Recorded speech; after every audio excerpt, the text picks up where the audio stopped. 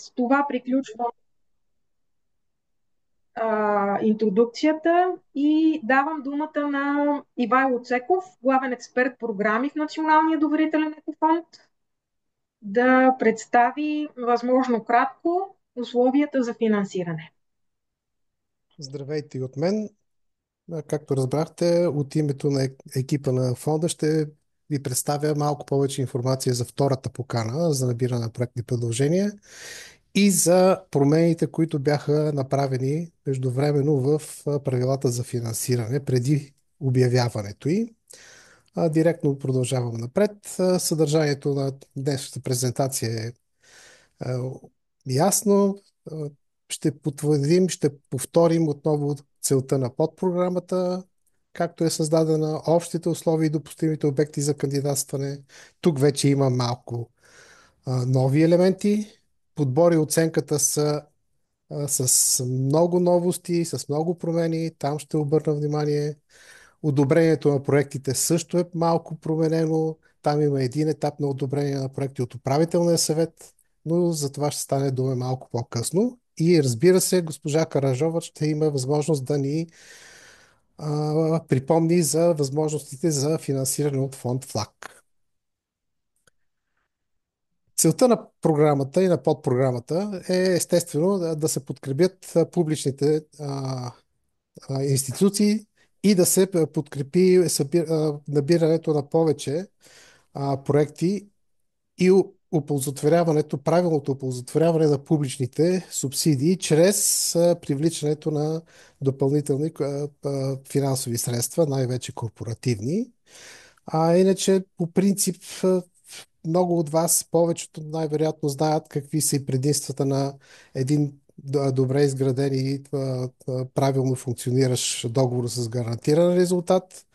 Тоест, този, който е бенефициер по договора, се освобождава доста от ангажиментите в първите няколко години от това как да се контролират инвестициите и самите функционални параметри на това, за което е създаден договорът.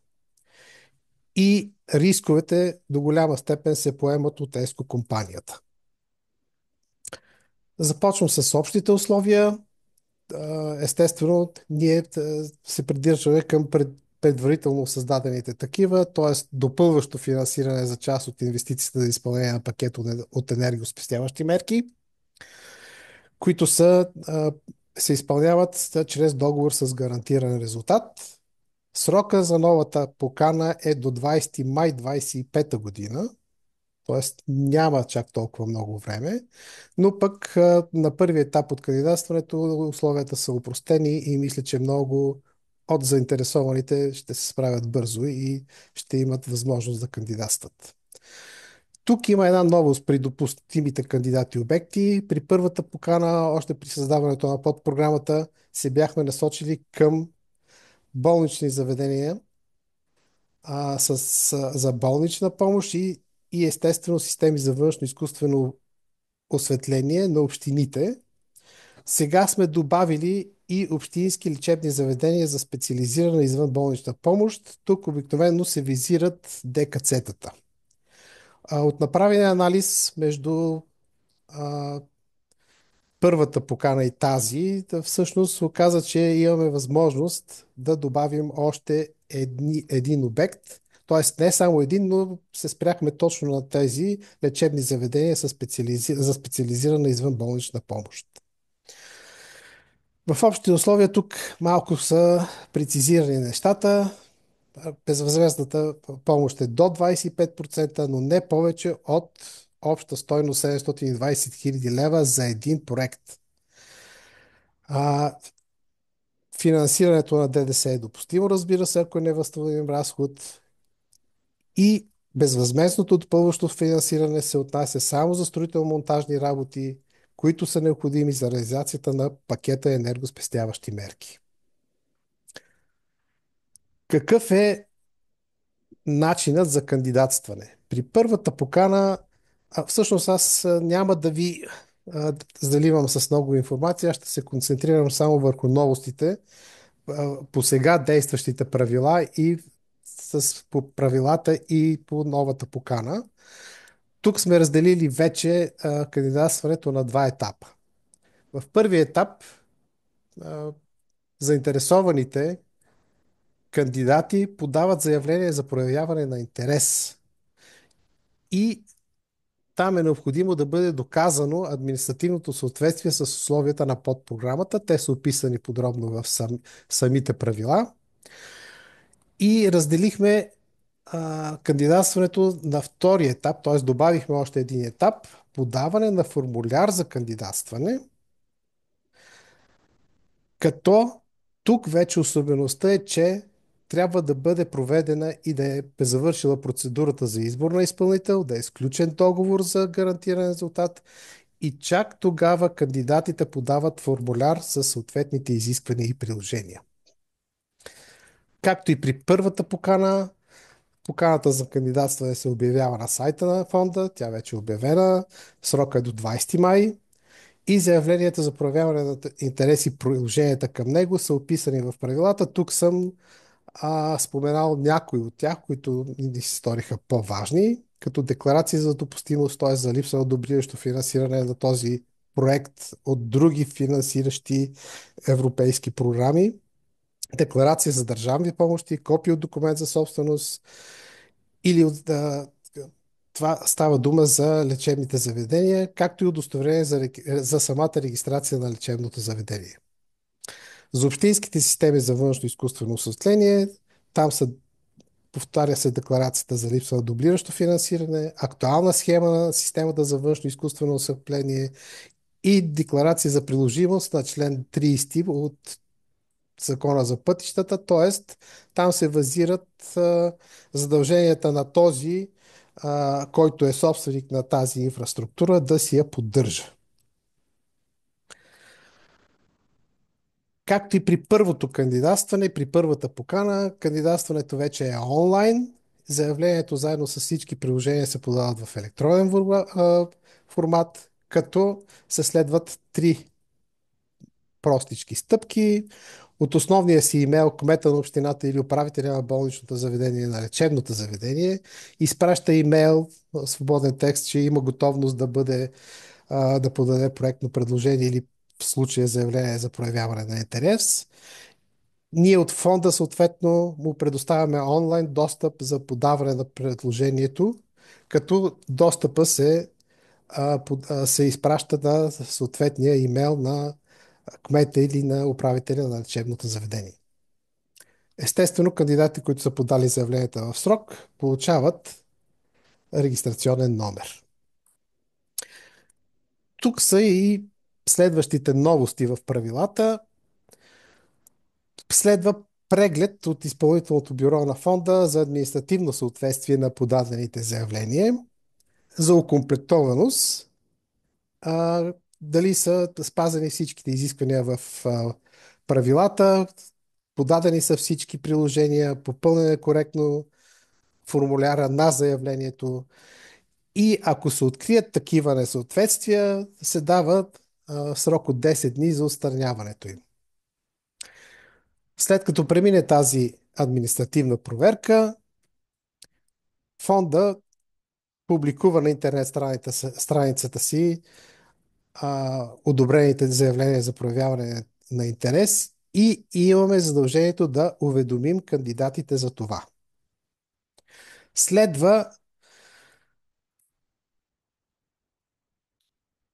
изготвянето и подготовката на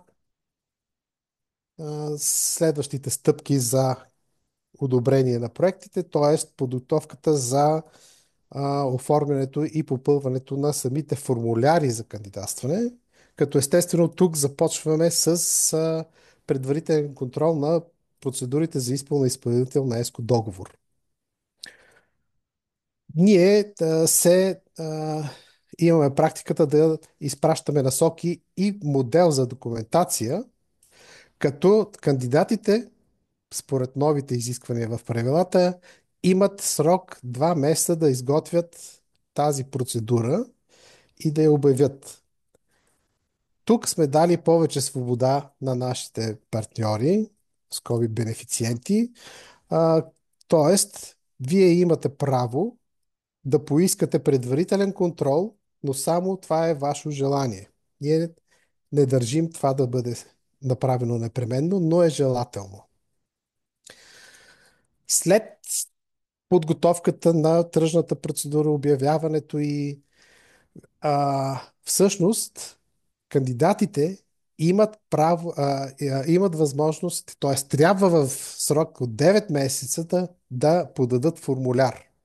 Защо в срок от 9 месеца? Защото в рамките на това, на този срок, трябва да бъдат изготвени всички изследвания, енергийно обследване, да бъдат поканени потенциални участници в конкурса за избор на ЕСКО-изпълнител. Самите ЕСКО-изпълнители трябва да си направят анализ, трябва да погледнат и да прегледат, да се запознаят с самите обекти, да изготвят съответно техните оферти, да изготвят енергийни обследвания и да бъде проведена тръжната процедура и да бъде избран съответният изпълнител за съответният проект. Не казвам обект, защото понякога всъщност в един проект има няколко обекта.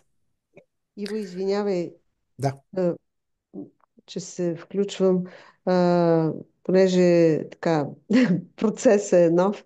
Всъщност енергийното обследване се изготвя веднага след като се получи информация, че заявлението за проявен интерес е разгледано, че отговаря на административните изисквания и с това енергийно обследване, което си се възлага от съответните общини, се обявява тръжната процедура. Тоест, ЕСКО изпълнителите, които кандидатстват в тръжната процедура, те подготвят техническа оферта, която се основава на това енергийно обследване, регистрирано в АОР. Ако кандидатите искат да си правят допълнителни проучвания, това е тяхно тяхно право, право. разбира Да. се, но понеже спомена, просто за да Да, да. няма Благодаря за двусмислие, уточнението. извинявай, да, да, Моля да. ви се. Пак спомена енергийно обследване, затова, да, извинявай, но Това е слушам, важно. слушам като слушател. Важно е и е хубаво, когато самите ние да уточняваме и подкрепяме, ще има по-малко неясноти в бъдеще. Благодаря за което.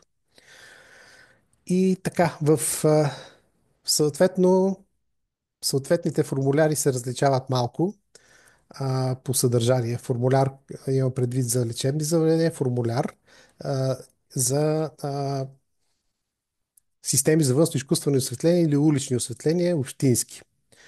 Тук съм споменал някои от документите, които се изискват и са част от приложенията към формуляра. Няма да се спирам в подробности към тях. Всички могат да се запознаят с условията за кандидатстване, с правилата за финансиране. Те са публикувани и на сайта. Ако случайно пък не могат да бъдат намерени или имате някакви затруднения, може да ни се обадите, ние ще ви ги предоставим. Преди, продължавам с самите стъпки, те също са нови. Преди да бъде да бъде осъществено действителното оценяване, преглед и оценяване на тези формуляри от Комисията за подбор и оценка на проектите, ние сме длъжни и правим последващ контрол на тръжната процедура и на подписания договор за гарантиран резултат. При установени решения, разбира се, няма вече възможност да бъдат върнати и отстранени такива. Самите кандидати, всъщност самите формуляри не се представят на комисията за последваща оценка.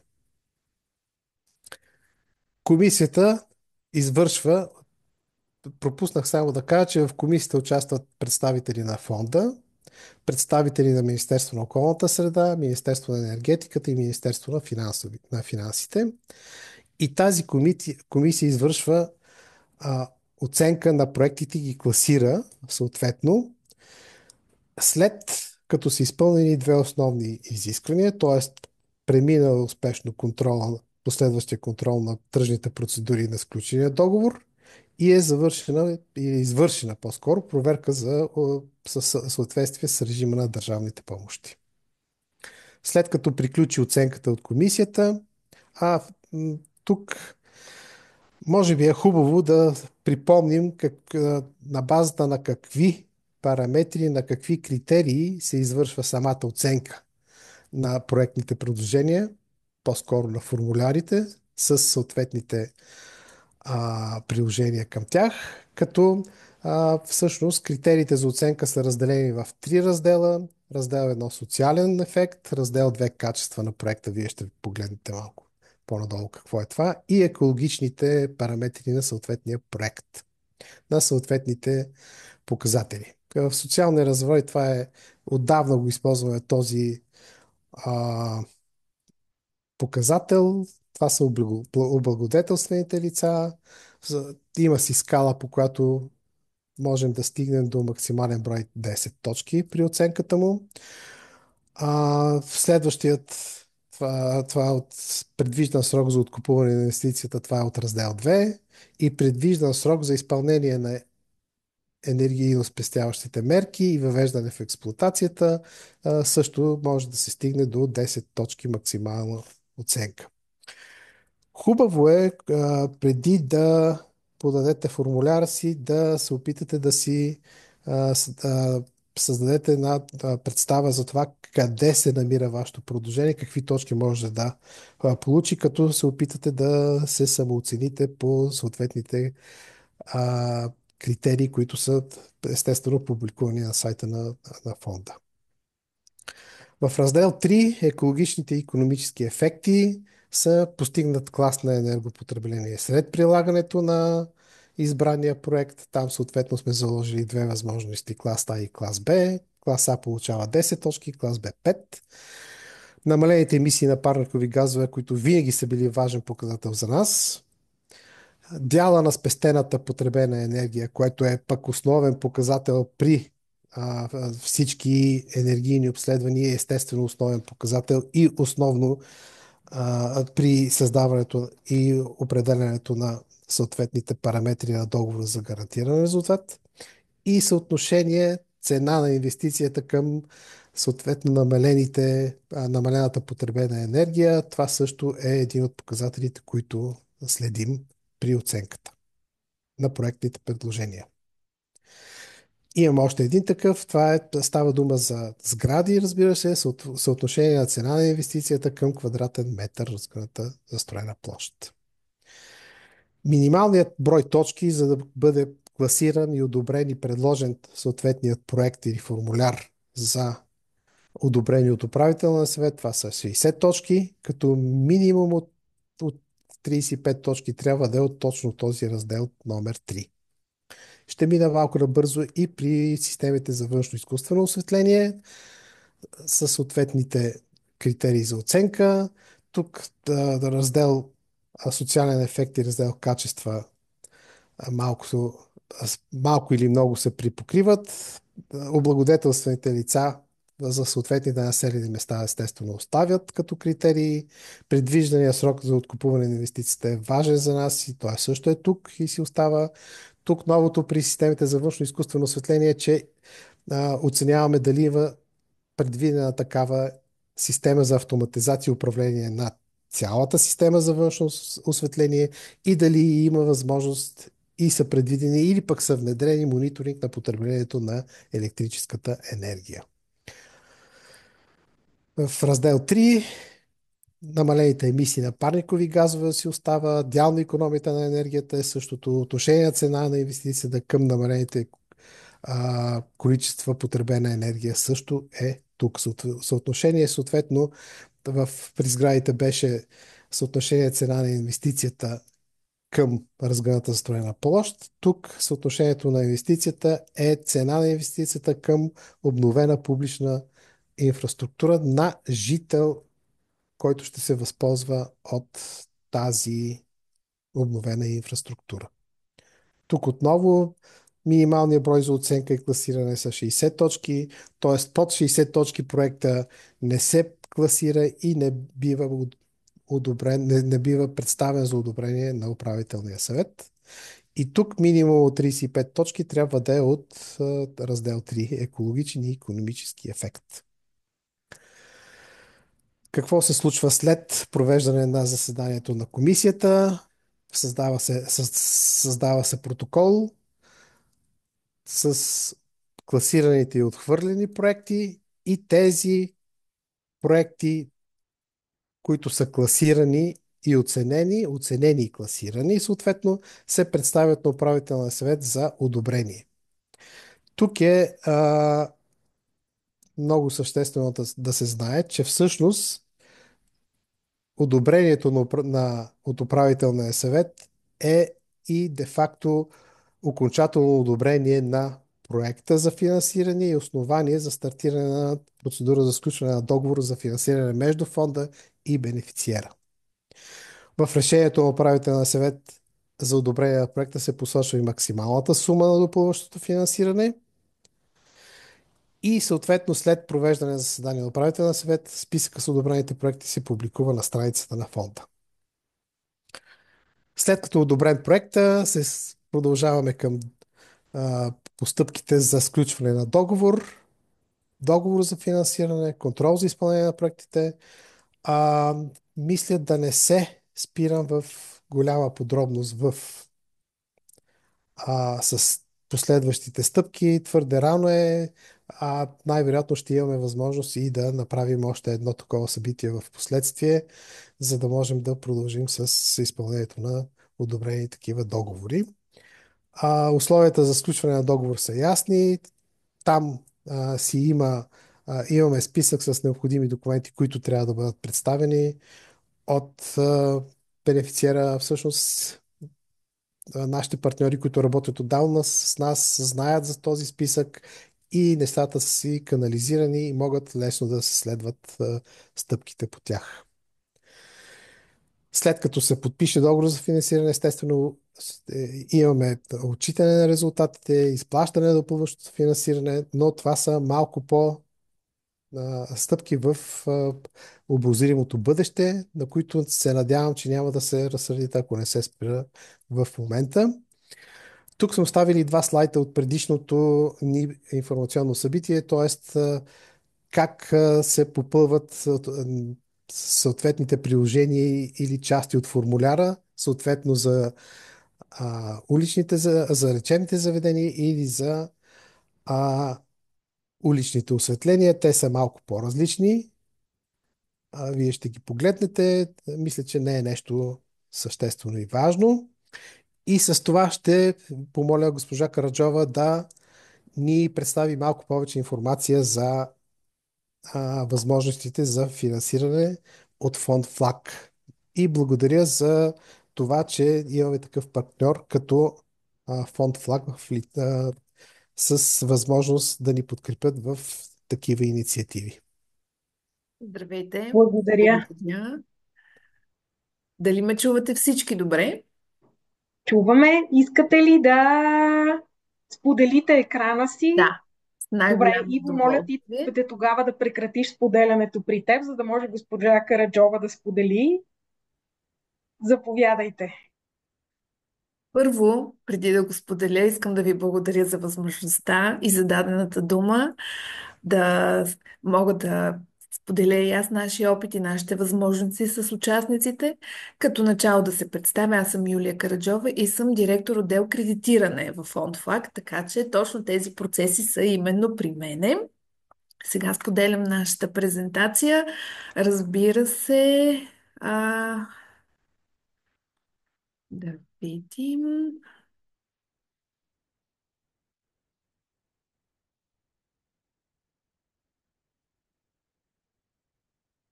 Дали се получи? Дали я виждате? Получи се, вижда се чудесно. Раз... Благодаря. И аз благодаря. Разбира се, тя е зелена, каквато е и темата на днешната ни среща. А, както всички знаят, ние участваме в тази покана заедно с вас като партньори, именно за да осигуриме максимална синергия между вашия ресурс, който предоставяте, допълващо финансиране от наша страна, целейки да направим едни комплексни, устойчиви проекти. Няколко думи първо за това с какво точно FondFac може да участва. Това е нашия иновативен финансов инструмент. В момента на пазара има много финансови инструменти. Да не говорим колко се подготвят. Защо нашия инструмент е иновативен? В него има вградена техническа помощ, техническа подкрепа за всички, които желаят да го използват, която е напълно безплатна. Тя е насочена в две направления. От една страна, конкретно техническа помощ, необходима за проектите. Говорим в частния случай за сградите и за уличното осветление. Това ние може да предоставиме финансиране на обследването за енергийна ефективност. От друга страна, техническата помощ е насочена и към конкретните кредитоискатели, които решават да ни използват. Тоест, ние имаме предоставяне на абсолютна подкрепа по отношение на подготовката на исканията за кредит и бизнес планите за проектите, където е необходимо това, за да могат те реално да преценят плюсовете от въвеждането на тези мерки. Този финансов инструмент го изпълняваме с подкрепата на програма LIFE, която ни се довери преди година и половина. Ние го разработихме, структурирахме и в момента го изпълняваме много успешно. Видях в участниците община Свиленград. Точно в момента работиме с тях по един такова комплексно финансиране с предоставяне на безвъзмезна помощ за техническо обследване на обекта им и с последващо финансиране от страна на ФЛАГ. Тъй като а, има различни възможности на пазар, различен е фокуса в зелените дейности, ние сме се фокусирали в три основни схеми. Енергийна ефективност на сгради и улично осветление. Тази схема абсолютно съвпада и е фокуса на днешната ни покана. Като допълнение, разбира се, чисто информативно, имаме схема за използване на потенциални на термоминералните води, това от предходната покана, в която отново участвахме заедно, както и схема за финансиране на чиста енергия, ВЕ инсталации. Имаше голям интерес от общини, които искаха да изграждат малки фотоволтаици точно на вече рекултивирани депа, както и отново на фотоволтаици в близост до активните депа, за да осигуряват на сепариращата инсталация за хранване, защото тя гълта огромен ресурс енергиен. В момента успяваме приключихме почти изграждането на един голям фотоволтаик и в община Кресна, което е един от наистина успешните ни проекти в тази област. По отношение на получателите на финансиране от страна на фонд ФЛАГ, както е обявено и в поканата, това са общини или общински търговски дружества, в случая болници и ДКЦ-та, които са 100% собственост на общините. Като всяка кредитна институция, ние търсиме кредитоискатели, които да са в достатъчно финансова стабилност, за да могат да изплащат своите задължения към нас, като винаги правим различни комбинации към дружеството. Ако то е достатъчно финансово стабилно, може да участва само да получи финансиране от нас. Ако има нужда, включваме и общината собственик, като солидарен дължник. По това отношение сме гъвкави и намираме винаги решения. Също така, разбира се, фокуса е самия актив да е собственост и на самия кредитоискател. А, Параметрите, те зависят от проекта, но даваме дългосрочни кредити до 15 години. В някои случаи, ако проектът е по-мащабен и има нужда от по-голяма ресурс в него да се инвестира, може да се направи и по-дълго финансирането. Разбира се, имаме гъвкави условия, срока за усвояване е абсолютно съобразен с срока за изпълнение на инвестицията. Позволяваме и гратисен период, тъй като тези проекти са от една страна могат да са приходогенериращи, от друга страна те водят до сериозни икономии. Този гратисен период позволява да започне да функционира самата инвестиция достатъчно добре след неговото изтичане и да може юридическото лице без усилие да погасява задълженията си към нашия кредит. Всичко това е много гъвкаво и е абсолютно съобразено с възможностите за изплащане на кредита. И финално, по отношение на синергията с предоставения ресурс и възможност от доверителния екофонд, тъй като При вас фокус е финансиране на дейностите, които са свързани с енергийната ефективност. В много случаи в проекта има допълващи дейности, които не са с малък размер, за да може наистина той да се направи да е комплексен, да е завършен и да е устойчив. С примери, дори ще си позволя, това е един от любимите ни примери, който бих казала няма общо в момента, но това беше едно време по с какви ли не програми имаше възможност за подмяна на ВИК. И отгоре нямаше ресурс за пътищата, под които се изграждаше новото ВИК. Ето в тези моменти ние се намествахме с допълващото финансиране, за да може да се изгради цялата инфраструктура. Десетки пъти сме имали и обратния случай. Имаме одобрено финансиране за път, а отдолу инфраструктурата е стара.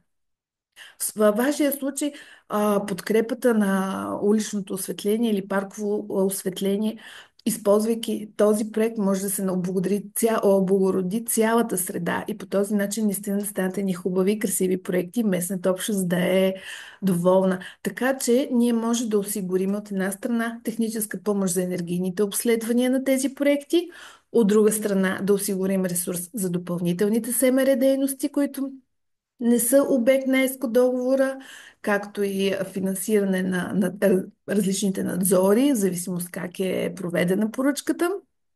И разбира се, техническа помощ от наша страна за самата подготовка на формулярите за кандидатстване към нас, към бизнес плановете. Изобщо ние сме с клиентите си от самото начало до края, за да може да ги съветваме и да ги подпомагаме с каквото може, за да направим наистина интегрирани инвестиции. Целият екип на Фонд Флаг вярва в това и се раздаваме с сърце и душа. Накрая на презентацията са контактите ми. Който желае, може да се свърже с мен за повече подробности. Оставаме на ваше разположение, ако имате и въпроси в момента.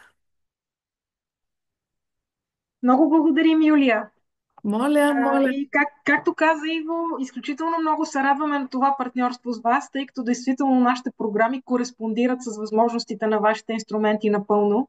И действително така можем да постигнем цялостност в подпомагането на потенциалните бенефициенти, което мисля, че е много ценно и както разбирам, е, Така е. За нас вече е факт.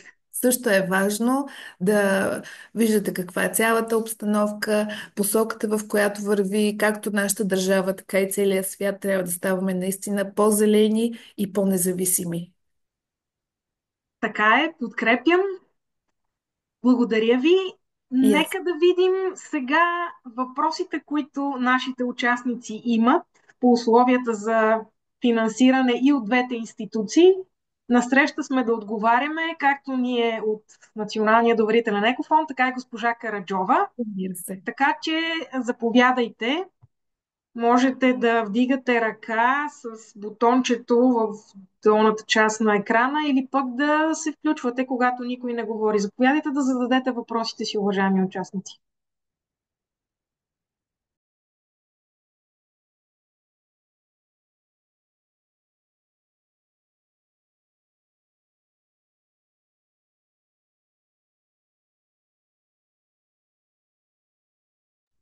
Мария, само едно уточнение, ако е възможно. Ако в момента няма добре структурирани или подготвени въпроси, ние естествено продължаваме с практиката да получаваме на официалния си имейл въпроси и да отговаряме своевременно на тях. Така че то вече в началото на презентацията беше казано, че вече имаме такива и че ще отговорим. Така че това е другата възможност. Да ни предоставяте въпросите си както на нас, така и на фонд Флаг, на съответно официалните ни имейли и ние ще имаме възможността да отговорим в съвсем кратко време.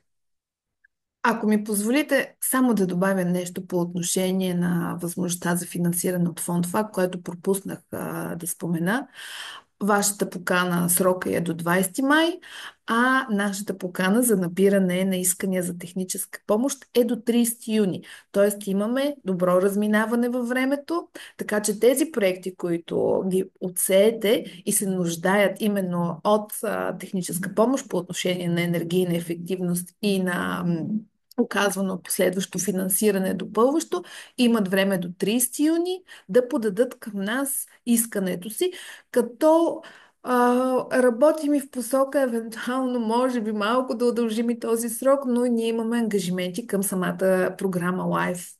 В това отношение оставам на разположение. Знаете, фонда е абсолютно достъпен и комуникативен. С каквото може ще ви съдействаме. Благодаря. Благодаря и аз. Има ли въпроси? Добре, както Иво каза, въпросите могат да се изпращат писмено, по имейл до Националния доверителен екофонд, така че ако няма сега въпроси, не е проблем, могат да се задават допълнително. Ще публикуваме отговори в рамките на 5 работни дни. Последна покана за въпроси. Изглежда няма, така че предлагам да закрием информационното събитие. Разказахме за условията за финансиране и от двете институции. Мисля, че бяхме полезни на участниците. От тук нататък, както каза Юлия, така и от наша страна сме на среща, за да ви подкрепяме при кандидатстването. Благодаря за вниманието. Желая успешна работа на всички и очакваме да се обръщате към нас, когато имате нужда. Довиждане! Довиждане от нас!